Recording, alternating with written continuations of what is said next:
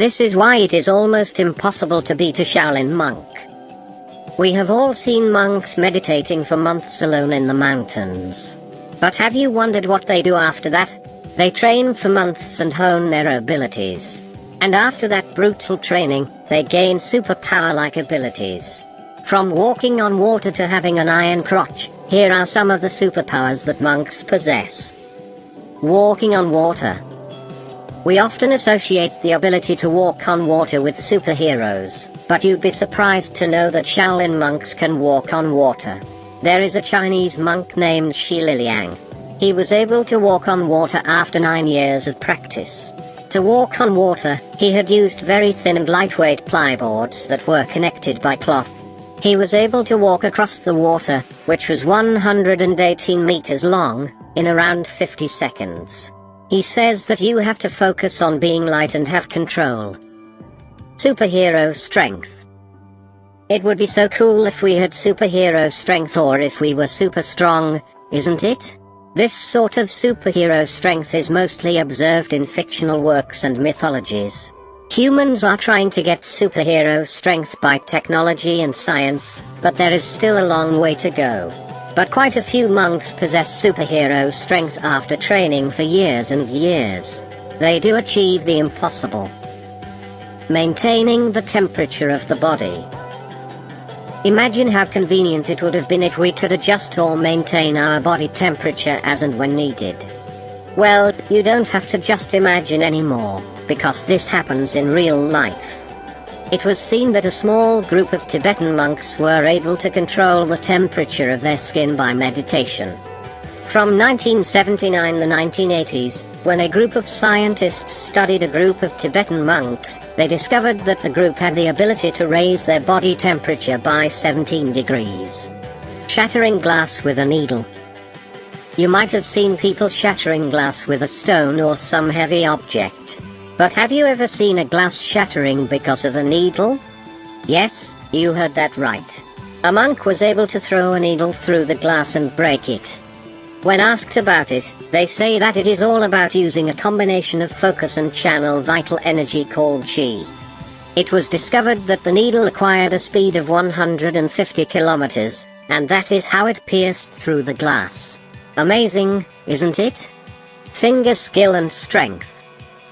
If you think you have a great balance, you need to meet these monks. They can do push-ups and handstands with just one finger. Basically, the amount of strength that a few people have in their entire hands, they have it in their fingers. But it's not easy to build that strength. They punch on trees with their fingers to build strength. Intense training is the reason behind the incredible finger strength of Shaolin monks. After a while, their fingers become as hard as iron. You can see indents on the trees around the Shaolin monastery, which is formed as a result of punching on trees. Iron crotch. Getting hit in the crotch is probably the most painful thing, especially for men. But these monks have strengthened their crotches as well. They make their private parts so strong that they are able to bear the pain or lower the impact when someone hits them in the crotch. For that, they have to first go through a painful procedure of training, and only then do their private parts become as hard as iron. Iron heads. Have you ever felt like hitting your head against the wall? Well, that is how monks train. To make their heads strong, they start by hitting their head on the wall with 10 protective layers of skill. They then hit the wall at different angles.